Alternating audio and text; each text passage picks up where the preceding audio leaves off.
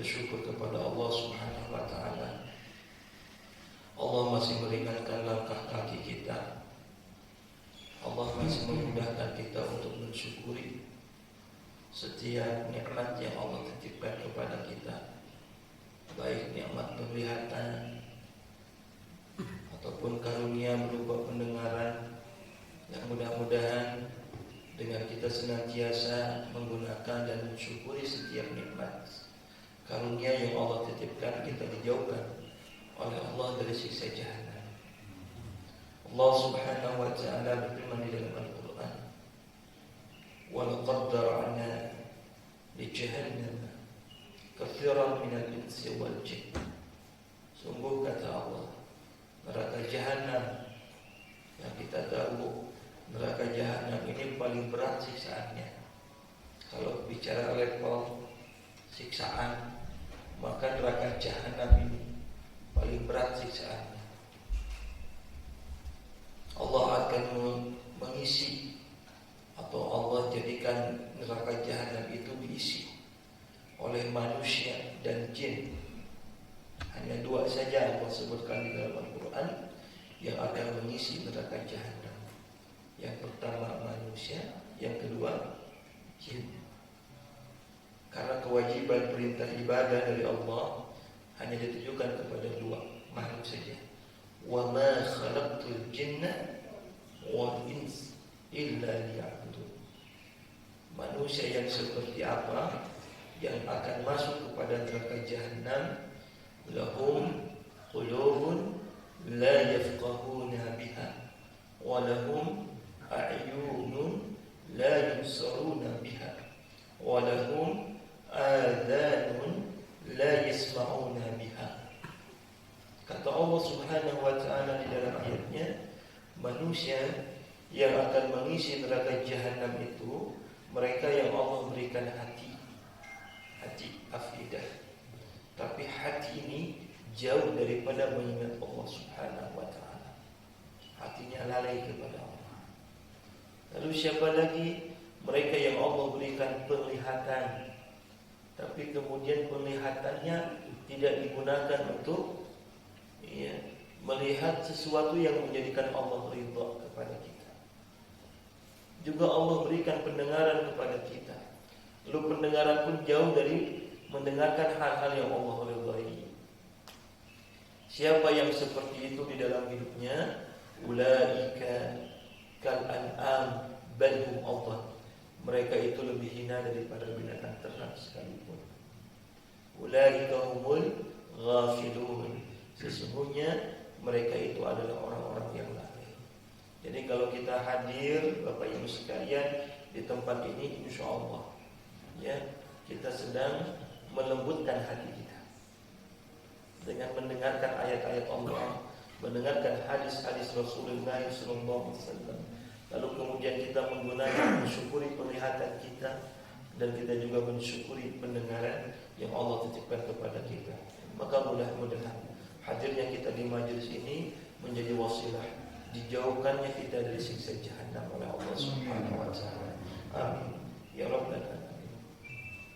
Hadirin ikhwatul iman rahimakumullah, alhamdulillah sudah tidak terasa sebentar lagi kita akan memasuki bulan Ramadan. Tadi disampaikan oleh Bapak DKM yang mana bulan Ramadan tahun lalu mah sarapi pepungan. Jadi saya punya jadwal 1 bulan biasanya. 1 bulan itu full isi taraweh. Bahkan sampai ada yang di luar kota kadang isi tadi di Bekasi, di Cikarang gitu. Bulan Ramadan kemarin nyaris full tarawehnya di rumah bersama keluarga karena masjidnya ditaruh tuh gitu ya. Tapi kalau lihat sekarang kayaknya Pak DKM mungkin karena udah 1 tahun ya. Jadi kalau dari bulan Maret ke Maret sekarang itu ulang tahun corona kan. Tapi kalau kelihatan respon sekarang udah mulai banyak tuh beberapa DKM tadi disampaikan akan mengadakan lagi kegiatan-kegiatan Ramadan Mudah-mudahan kita berdoa semua Bapak Ibu sekalian sebagaimana doa yang kemudian kata para ulama Nabi sallallahu alaihi wasallam di pertengahan bulan Sya'ban. Ini udah pertengahan, kayak kita sudah lihat ya. Udah pertengahan bulan Sya'ban. Ya, ini doa Nabi senantiasa, ini bagian daripada tarhib. Bagian daripada tarhib Ramadan. Bapak Ibu seringkali mendengar tarhib Ramadan, ya. Yang awalnya dari kata rahaba. Ya. Rahaba itu melapangkan. Ya. Dalam bahasa Arab ada wasa'a, ada rahaba. Rahaba itu lebih lapang. Jadi artinya Nabi SAW melakukan tarhib Ramadan, melapangkan, meluaskan jiwanya dengan berbagai macam amalan sebelum datangnya bulan Ramadan. Salah satunya adalah doa. Sebagaimana hadis riwayat Imam An-Nasa'i, ya, di pertengahan bulan Sya'ban, ya, Nabi seringkali membaca doa, ya, untuk sampai memasuki bulan Ramadan. Biasanya kita baca doa apa itu Bapak? Allahumma barik lana bima razaqtana wa qina. Ingat makan aja Bu ya.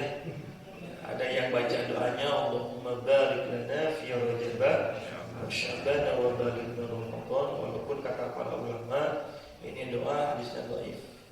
Ya. Tapi tidak masalah selama isinya adalah kebaikan. Yang namanya berdoa apa bebas, yang penting isinya kebaikan. Karena Nabi menyebutkan Allahumma inna nas'aluka al-khairat. Ya, mintalah kepada Allah itu kebaikan-kebaikan. Sementara redaksi doa, ya, kita ini maklum redaksi doa dari Al-Qur'an, redaksi doa dari hadis Nabi ini terbatas hafalannya. Ya. Memang kalau kata para ulama, kalau kita berdoa idealnya doa dari Al-Qur'an. Ya. Ataupun kalau tidak dari Al-Qur'an, dari hadis Nabi sallallahu alaihi wasallam. Ya. Kalau doa dari Al-Quran paling apalnya Rabbana la tu'akhidna gitu ya. Rabbana dhalamna anfusana gitu. Ya, Rabbana atina gitu. Sampai jaga betul ya. Doa dari hadis Nabi juga terbatas, maka yang penting Allahumma inna nas'aluka al-khairat. Mintalah kepada Allah kebaikan-kebaikan. Ya. Jadi kalau kita berdoa Allahumma barik lana fi Rajab wa Sya'ban wa balighna Ramadan, ya Allah berkahi kami di bulan Rajab, berkahi kami di bulan Sya'ban, dan sampaikan kami di bulan Ramadan. Ini baik. Walaupun ada ulama yang agak keras, enggak boleh baca doa itu, enggak sesuai dengan tuntunan Nabi sallallahu alaihi wasallam, tidak masalah, ya. Ada doa yang Nabi baca dan ini sepakat para ulama, ya.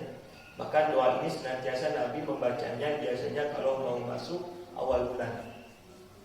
Terlebih lagi di bulan Sya'ban ke Ramadan. Di pertengahan bulan Sya'ban sampai kemudian menjelang Ramadan, Nabi membaca doa. Ya. Allahumma ahillahu alaina bil yumni wal iman was salamati wal islam. Rabbi wa rabbullah. Doanya begitu, ya. Nah, ini kelebihan kalau kita mengamalkan sesuatu yang dilakukan oleh Nabi Sallallahu Alaihi Wasallam, kita mendapatkan pahala sunnah. Gitu. Kelebihannya gitu, ya. Jadi kalau Nabi berdoa, gitu kan, ya, dan kemudian kita mengamalkan apa yang dilakukan oleh Nabi, karena yang disebut dengan sunnah itu adalah perbuatan Nabi. Apa yang dilakukan oleh Nabi itu sunnah, ya. Maka siapa orang yang melakukan perbuatan, meniru perbuatan Nabi, mencontoh apa yang dilakukan oleh Rasulullah Sallallahu Alaihi Wasallam, ya, maka insya Allah kita mendapatkan pahala sunnahnya. Ya. Dan Nabi membaca doa Allahumma ahillahu alaina bil yumni wal iman. Ya Allah, hadirkan kepada kami, ahillahu itu ilani, awal Ramadan kepada kami. Ya Allah, hadirkan awal Ramadan kepada kami bil yumni wal iman, dengan penuh perasaan ketenangan, kenyamanan dan keimanan. Wassalamati wal islam, dengan penuh keselamatan, kesehatan dan semangat keislaman. Rabbi wa rabbukallah, yang ini ditujukan kepada Allah Subhanahu wa ta'ala. Ya. Jadi boleh Bapak Ibu kita yang merutinkan doa itu ketika di pertengahan bulan Ramadan sampai menjelang Ramadan. Ini bagian daripada tarhibnya Rasulullah Sallallahu Alaihi Wasallam. Ya. Baru kemudian masuk tanggal 1 Ramadan disebutlah marhaban ya Ramadan. Apa arti marhaban ya Ramadan? Selamat datang. Ahlan wa sahlan apa? Nabi tidak menyebutkan ahlan wa sahlan Ramadan, tetapi Nabi menyebutkan marhaban ya Ramadan. Kalau Bapak Ibu kedatangan saudara dari kampung halaman datang ke rumah kita, biasanya kita mengucapkan selamat datang dengan sebutan ahlan wa sahlan. Ya, ahlan wa sahlan, selamat datang. Tapi kalau datang bulan Ramadan, seringkali disebut bulan Ramadan ini tamu, enggak disampaikan ahlan wa sahlan, tapi marhaban ya Ramadan. Yang tadi dari katanya marhaban dilapangkan, artinya Nabi, para sahabat, orang-orang saleh sebelum memasuki bulan Ramadan sudah melapangkan jiwanya. Sudah lapang jiwanya itu. Sehingga ketika bulan Ramadan datang dalam keadaan jiwa kita sudah lapang, seolah-olah kita mengatakan marhaban ya Ramadan, nih jiwa kita sudah lapang, mau amal ibadah apa saja, saumnya, sholatnya, tiap malam, qiyamul lailnya, tilawah Qur'annya, apa saja sedekahnya, karena jiwa kita sudah lapang, maka jiwa kita akan siap menampung seluruh amal-amal ibadah yang diajarkan oleh Rasulullah Sallallahu Alaihi Wasallam untuk kita mengisinya di bulan Ramadan. Marhaban ya Ramadan. Nah, ini juga kita perlu. Ya. Makanya Imam Ibnu Rajab Al-Hambali menyebutkan, ya, bahkan para ulama umumnya ketika berbicara, ini motivasi aja untuk masuk bulan Ramadan. Umumnya para ulama ketika berbicara Ramadan ya tidak melupakan 2 bulan sebelumnya. Bahkan disebutkan para salafus saleh ya mempersiapkan Ramadan itu sampai 6 bulan sebelumnya. Ya. Imam Ibnu Rajab Al-Hambali menyebutkan Syahrul Rajab Syahrul Zar'a. Bulan Rajab itu bulan untuk menanam. Kemudian Syahrul Sya'ban Sufya Zar'a, bulan untuk mengairi, memupuk tanaman. Bulan Ramadan Syahrul Hasad Zar'a, bulan untuk memanen. Ya. Jadi jangan heran Bapak Ibu sekalian, yang namanya menanam, memupuk, mengairi sama memanen itu lebih senang. Mood perasaannya itu dengan memanen. Sehingga Masya Allah capaian ibadahnya orang-orang soleh ya, para sahabat di bulan Ramadan ini luar biasa. Tinggal memanen, senang perasaan emosinya. Nabi di bulan Sya'ban nih, sebagaimana hadis sahih disebutkan, bahkan Aisyah meriwayatkan hadis ini, Usama bin Zaid pun meriwayatkan hadis ini. Usama bin Zaid datang kepada Rasulullah Sallallahu Alaihi Wasallam. Lalu kata Usama bin Zaid, ya Rasulullah, lam araka tasumu syahran minasy-syuhuri ma tasumu minasy-Sya'ban. Ya Rasulullah, aku tidak pernah melihat engkau lebih banyak saumnya melebihi saumnya engkau di bulan Sya'ban. Ini pertanyaan Usama bin Zaid kepada Rasulullah SAW. Menurut para ulama dari hadis ini, jangan sebelum sampai kepada bulan Ramadan, di bulan Sya'ban Nabi hampir saum 1 bulan pun. 1.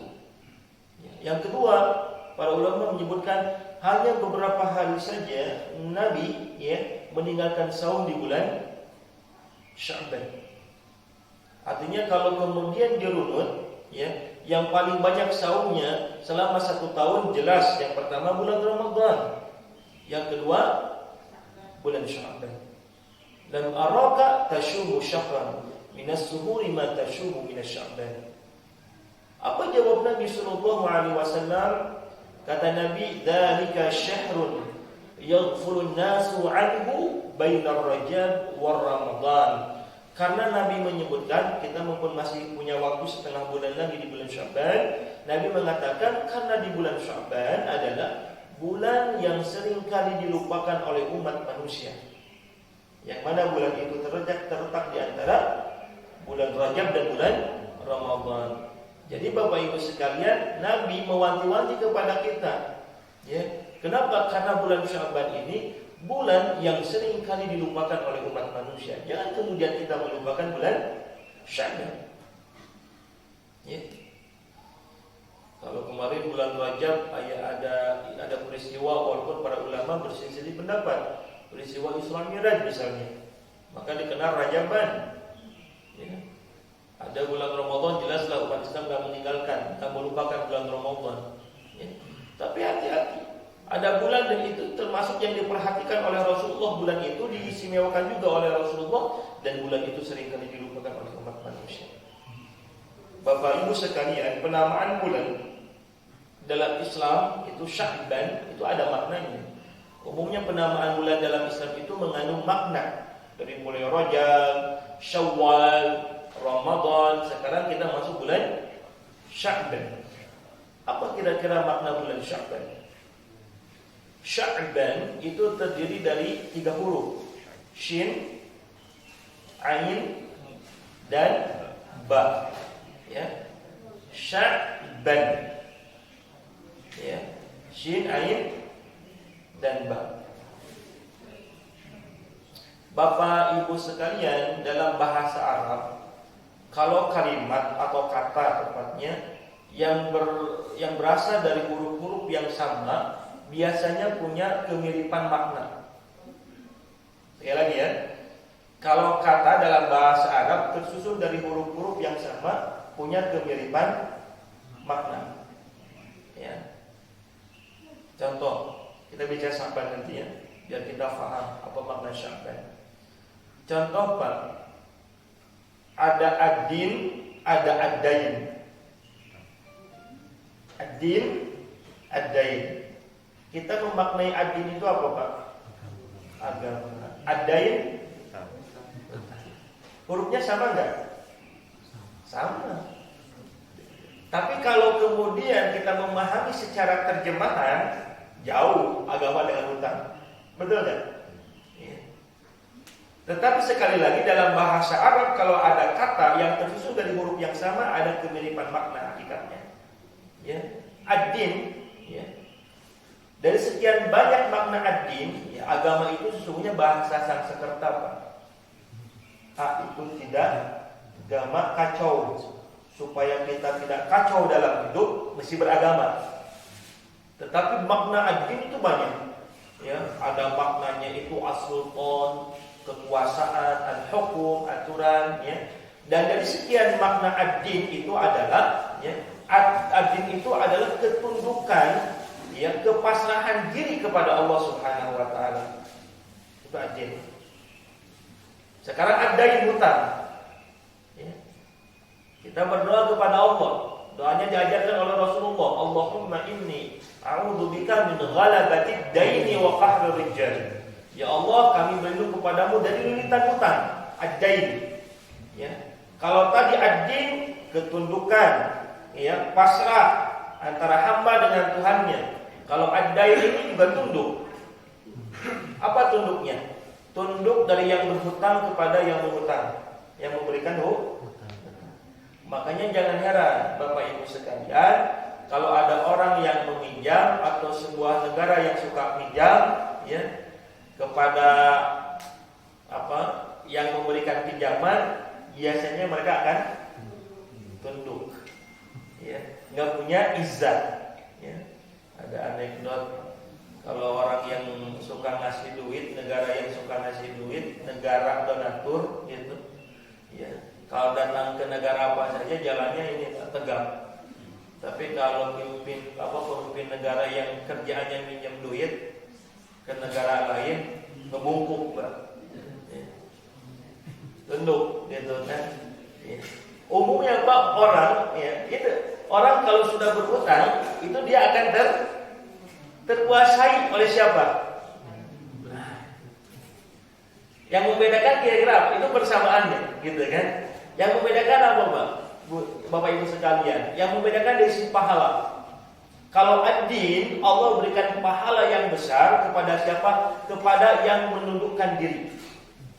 Siapa orang yang menghambakan dirinya kepada Allah, siapa orang yang menundukkan al-khudu'nya kepada Allah Subhanahu wa taala, maka pahalanya sangat besar di hadapan Allah. Allah enggak senang kepada orang yang membanggakan dirinya. Enggak senang. Tapi Allah senang kepada orang yang tunduk, pasrah terhadap Allah Subhanahu wa taala. Walaupun ibadah banyak hadis ya. Dan saya akan bahas ini, banyak hadis yang menceritakan ini.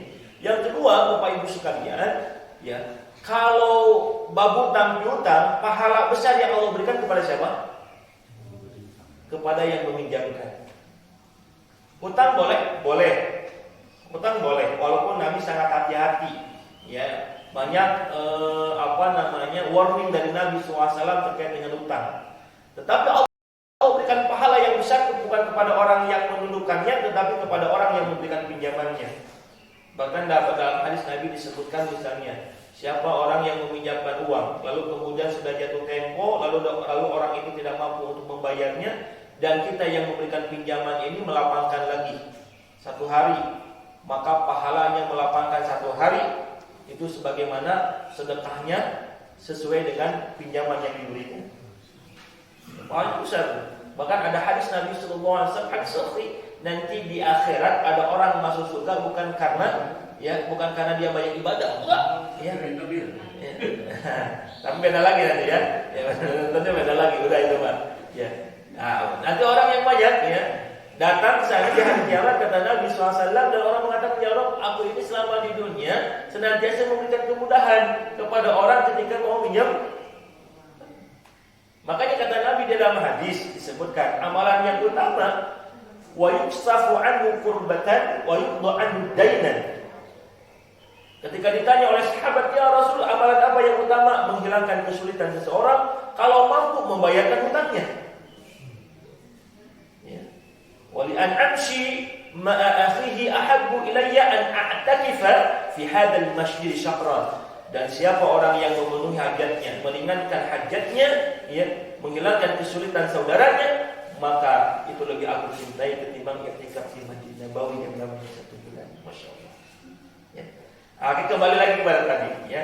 Jadi sekali lagi Pak Bu ya, dalam bahasa Arab, ya kita bicara dalam sahabat.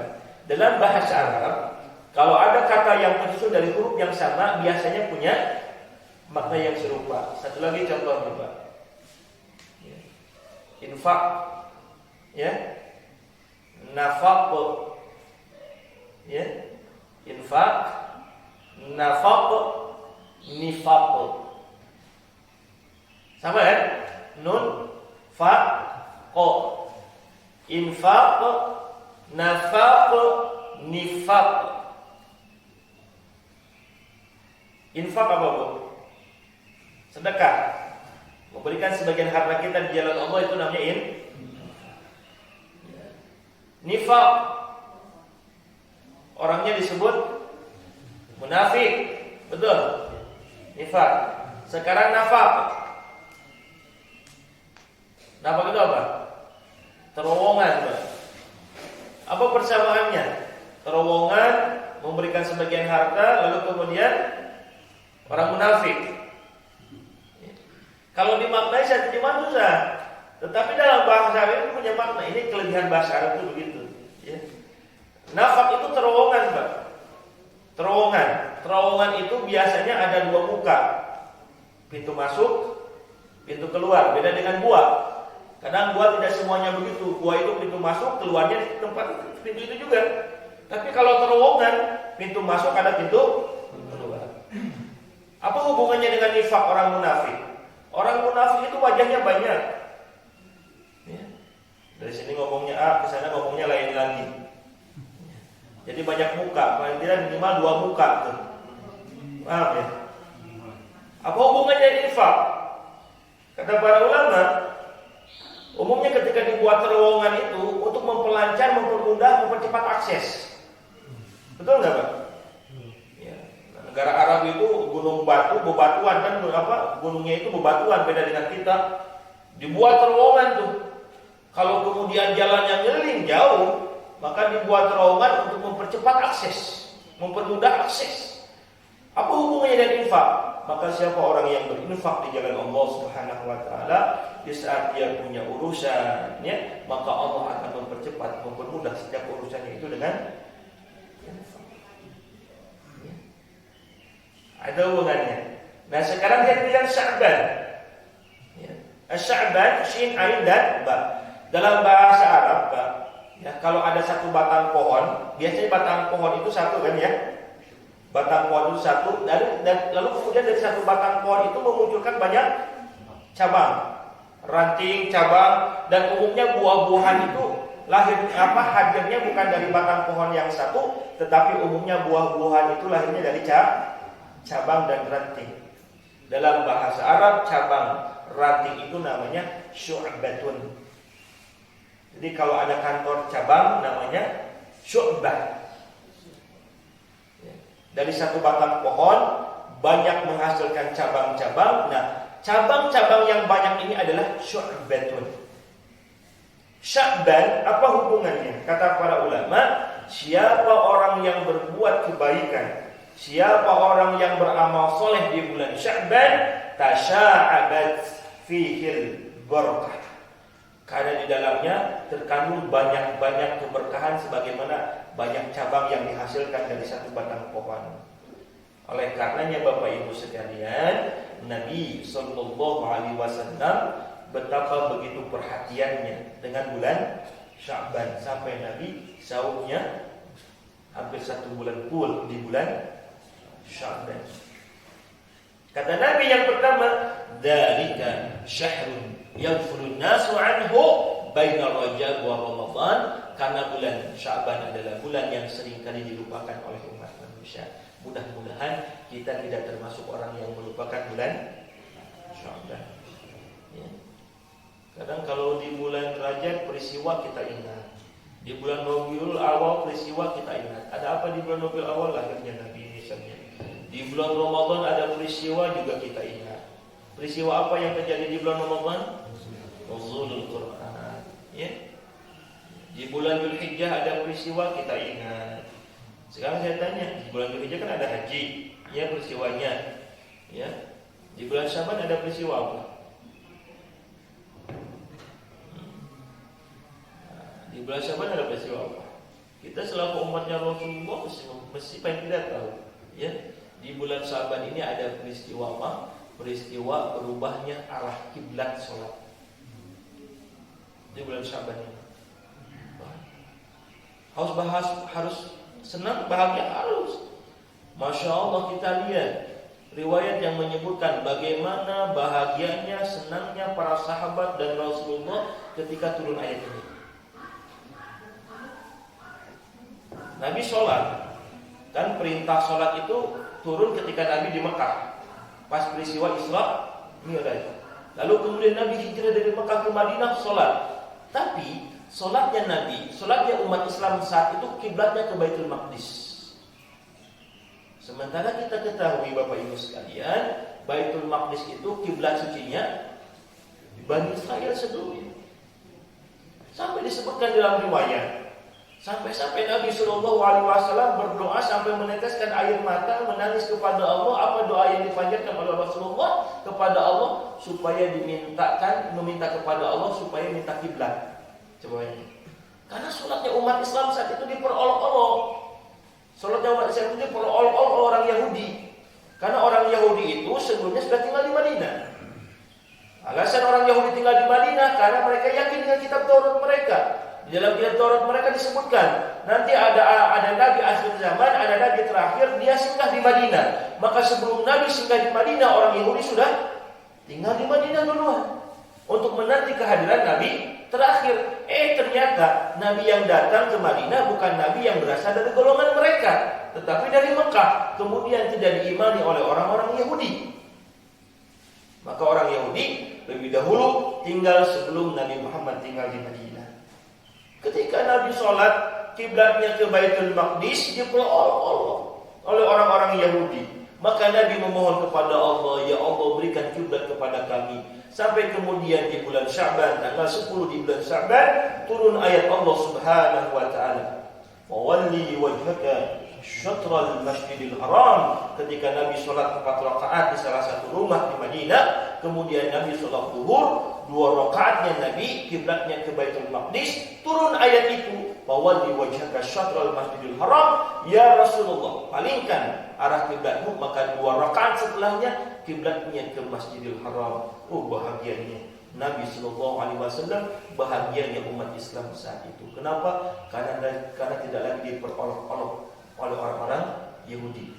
Ayat itu Allah gambarkan di dalam Al-Quran bagaimana orang-orang Yahudi memperolok-olok sholatnya umat Islam.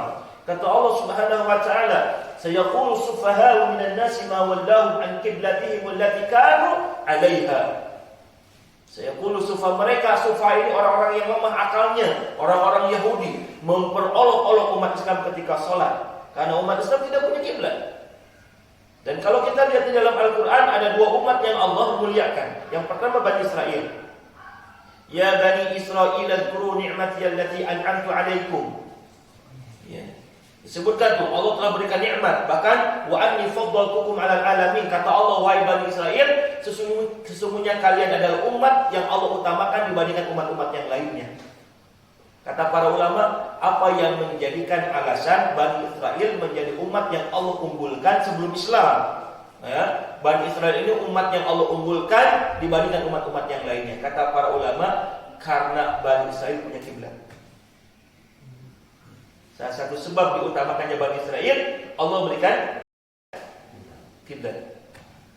Lalu kemudian Allah turunkan Rasulullah mengajarkan risalah Islam, maka Islam pun Allah berikan kiblat, sehingga Islam menjadi yang diutamakan oleh Allah Subhanahu wa taala. Dan peristiwa berpindahnya arah kiblat itu terjadi di bulan Syawal. Satu lagi Bapak Ibu sekalian, apa yang menjadikan alasan Rasul begitu serius, Rasul begitu memperhatikan bulan Sya'ban? Kata Nabi sallallahu alaihi wasallam, turfa'ul a'mal ila rabbil alamin.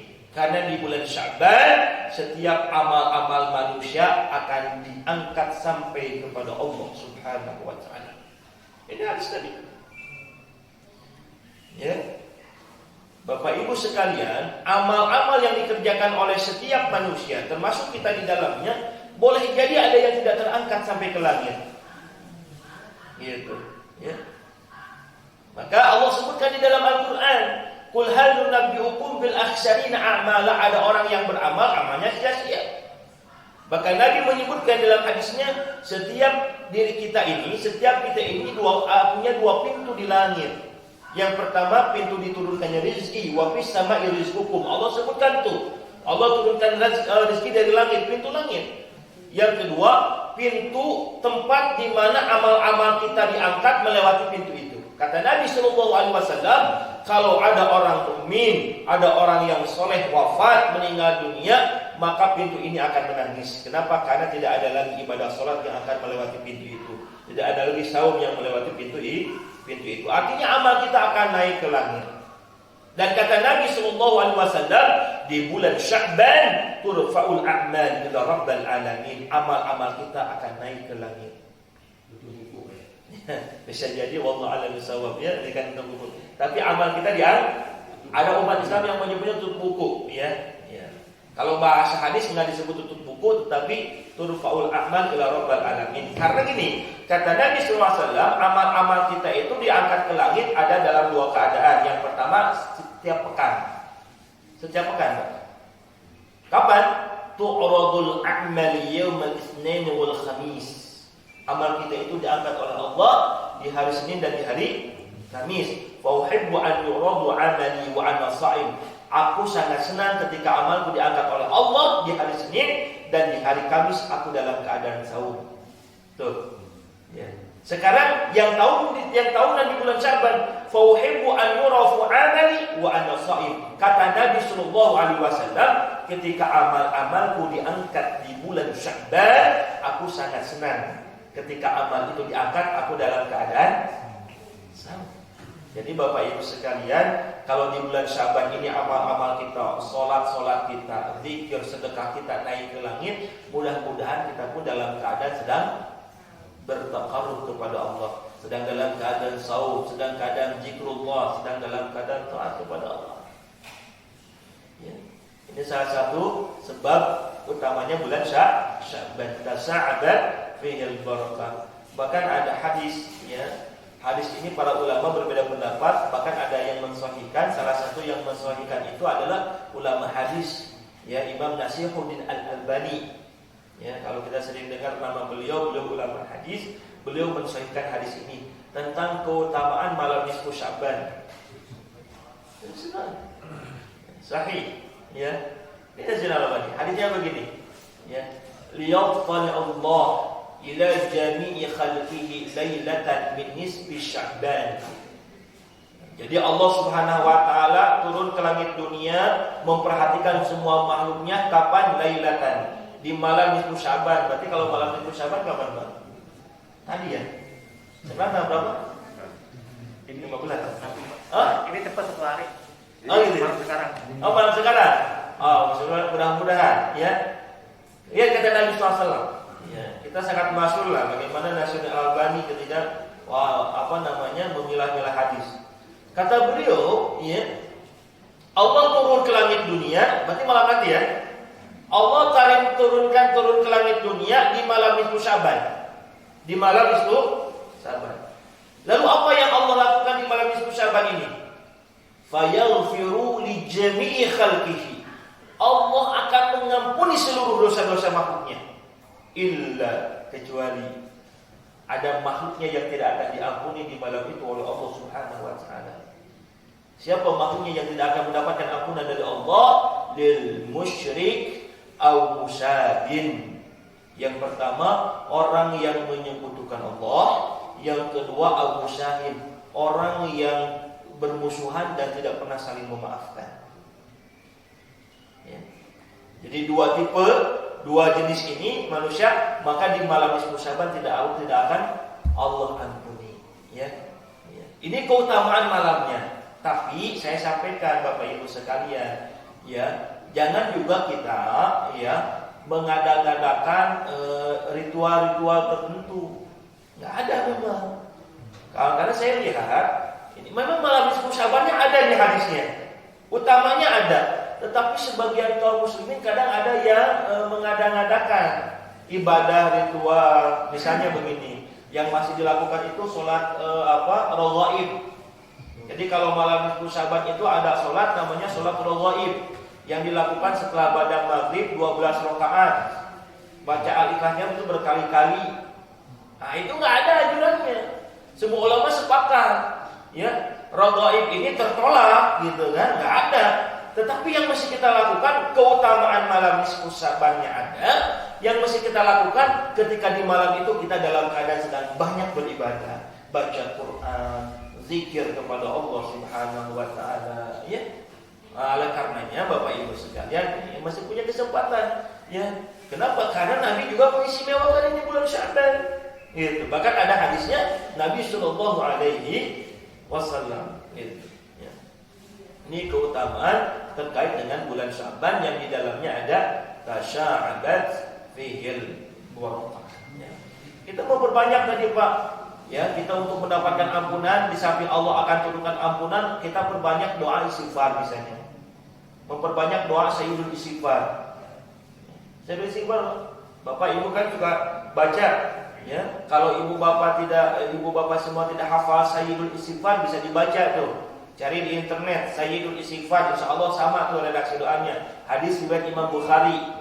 Allahumma anta rabbi, ya Allah engkau ini adalah Tuhanku. Kan biasanya kalau kemudian kita baca istighfar, astagfirullah al-azim, gitu kan? Nah, ini disebut sayyidul istighfar ini karena pokoknya istighfar, induknya istighfar, karena di dalamnya bukan hanya kalimat istighfar yang kita baca, tetapi kalimat tauhid. Allahumma anta rabbi, wahai Allah engkau ini adalah Tuhanku. La ilaha illa anta, tidak ada Tuhan yang kami sembah kecuali engkau. Khalaqtani, yang engkau menciptakan diriku. Wa ana 'abduka wa ana 'ala ahdika, yang aku denganmu mengadakan perjanjian sesuai dengan kemampuanku, mastata'tu. Ya. Wa a'udzu bika min syarri ma sana'tu, ya Allah aku berlindung kepadamu dari perbuatan-perbuatan buruk. termasuk perbuatan amal yang tidak diterima sama Allah Subhanahu wa ta'ala. Wa a'udzu bika min syarri ma sana'tu wa abu'u laka bi ni'matika 'alayya. Ya Allah, aku mengakui betapa banyak nikmat yang Kau berikan kepadaku. Wa abu'u bi dzanbi faghfir li fa innahu la yaghfiru dzunubi illa anta. Masya Allah. Lihat kata Nabi dalam hadis riwayat Imam Bukhari, man qalaha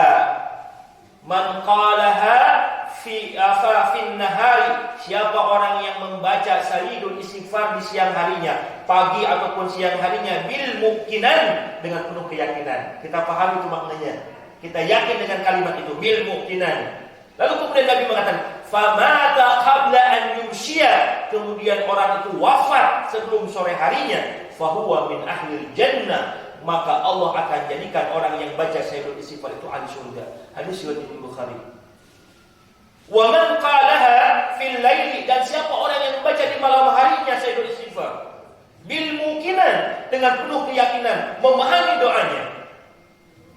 Ya. Lalu Nabi mengatakan, famata qabla an yusbah. Ya. Kemudian orang itu mati, wafat sebelum pagi harinya, fahuwa min ahlil jannah, maka Allah jadikan orang itu ahli surga. Hadis Nabi. Ya.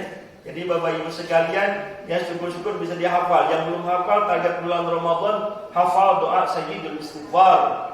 Kita baca siang harinya minimal sekali, malam harinya sebelum tidur kita baca doa tidur, kemudian baca doa itu. Siapa tahu Allah tidak mengembalikan ruh kita. Ketika pagi harinya ada orang yang Allah kembalikan ruhnya, ada orang yang kemudian Allah tidak balikan ruhnya kepada jasadnya. Maka kemudian ketika kita mati, insya Allah fahuwa min ahlil jannah. Masya Allah.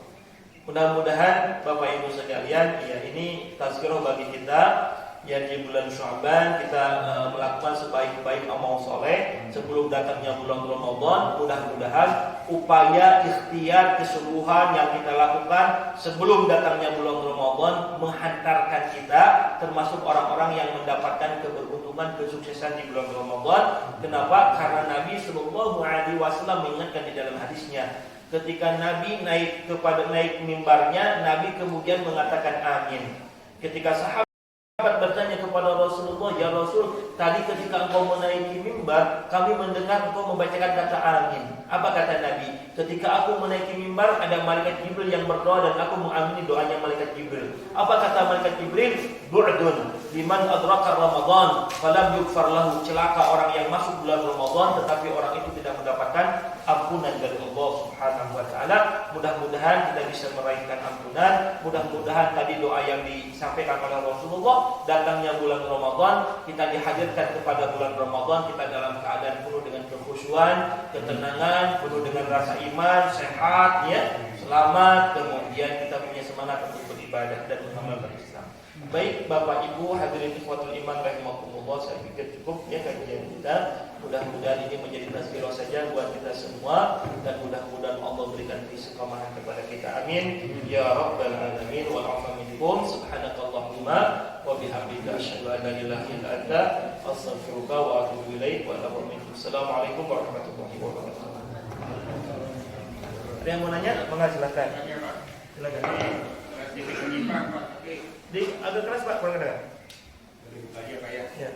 Ini agak sedikit ini Pak, dari Bapak sebut agama Yahudi Pak. Pertanyaannya, saya sering mendengar debat di YouTube Pak ya. Ya. Apakah agama Yahudi itu Tuhannya sama dengan Tuhannya orang Islam Pak? Kalaupun itu sama, artinya Yahudi itu ada kemungkinan masuk Islam karena dia beriman kepada Tuhan yang sama. Nah ini gimana Pak? Ya, bagus, alhamdulillah. Jadi kata para ulama, ya Bapak Ibu sekalian, ada beberapa sebutan terhadap Bani Israel. Ya.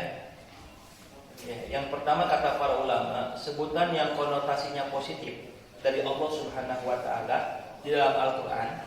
Karena Bani Israel juga ya termasuk Allah turunkan nabi, Allah turunkan rasul kepada mereka, dan sebutan yang baik yang Allah sebutkan kepada Bani Israel itu dalam Al-Qur'an biasanya ahlul kitab. Ahlul kitab. Ya. Atau Bani Israel lah tengah-tengah. ya, Bani Israel. Nah, sementara sebutan buruk kepada Bani Israel di dalam Al-Quran itu senantiasa biasanya diungkapkan dengan kalimat Yahudi. Jadi kalau ada kata Yahudi, ya, itu sebutannya negatif. Contoh misalnya, walan tarda'an kal yahud walan nasara hatta tattabi'a millatahum. Kata Allah, sungguh orang Yahudi, orang Nasara tidak akan ridho kepada umat Islam sampai kalian mengikuti milah mereka. Jadi satu saya sampaikan, berarti ungkapan Yahudi ini adalah ungkapan negatif ya dari Allah Subhanahu wa taala ya. Karena ya biasanya Allah kalau menggunakan ungkapan ya Bani Israel ya baik tengah atau ahlul kitab. Tadi saya katakan ya Bani Israel ya anni faddaltukum 'alal alamin wa Bani Israel, sesungguhnya aku lebihkan kalian dibandingkan umat-umat yang lainnya. Nah, pertanyaannya, Ustaz, apakah Bani Israel Tuhannya sama? Sama. Kenapa? Karena Allah menurunkan seorang rasul, para nabi, bahkan kalau kemudian kita lihat banyak nabi, banyak rasul Allah turunkan kepada Bani Israel. Allah banyak turunkan kepada Bani Israel. Apa yang diajarkan oleh para rasul, oleh para nabi kepada Bani Israel? Wa qalu wa qalu yuha ilayya, dan mereka mewahyukan kepada para nabi, para rasulnya untuk disampaikan kepada umatnya, la in asyrakta la yahbatanna amalaka, supaya tidak menyekutukan Allah. Siapa yang disembah? Allah. Siapa yang disembah? Allah. Tetapi Allah banyak menyebutkan tentang karakter-karakter buruk orang-orang Bani Israel. Ya, jadi kalau kita lihat dalam sejarah, Allah banyak mengutus para nabi, para rasul kepada Bani Israel. Maka banyak nabi, banyak rasul pun yang dibunuh oleh orang Bani Israel. Bayangkan, nabi, rasul banyak dibunuh oleh Bani Israel. Bahkan Nabi Isa pun dikejar-kejar oleh Bani Israel, gitu. Jadi Bapak Ibu sekalian, orang Bani Israel tamak dengan harta. Kemudian Bani Israel paling membenci. Dan sebetulnya mereka yakin, ya, mereka yakin dengan ajarannya. Makanya kenapa banyak orang Yahudi datang ke Madinah? Karena yakin dengan kitab Tauratnya, gitu. Yakin dengan kitab Tauratnya. Tetapi, ya, karakter orang Yahudi yang secara asobiah merasa Bani Israel ini paling baik lah, merasa paling suci dibandingkan yang lainnya, tidak mau menerima Nabi dari Mekah, ya. Jadi Tuhannya sama, tetap Tuhannya Allah Subhanahu wa taala. Sekarang bertanya, ada nggak Bani Israel yang soleh, yang beriman? Ada. Makanya ketika Nabi Muhammad Sallallahu Alaihi Wasallam, ya, diutus menjadi seorang rasul, ada Bani Israel yang beriman, ada. Bahkan menjadi sahabat Nabi. Siapa salah satu contohnya? Tamim Ad-Dari, meriwayatkan hadis Nabi, ya. Dia mengikuti Taurat, ya. Bahkan dia membaca Taurat dan ada kabar Nabi.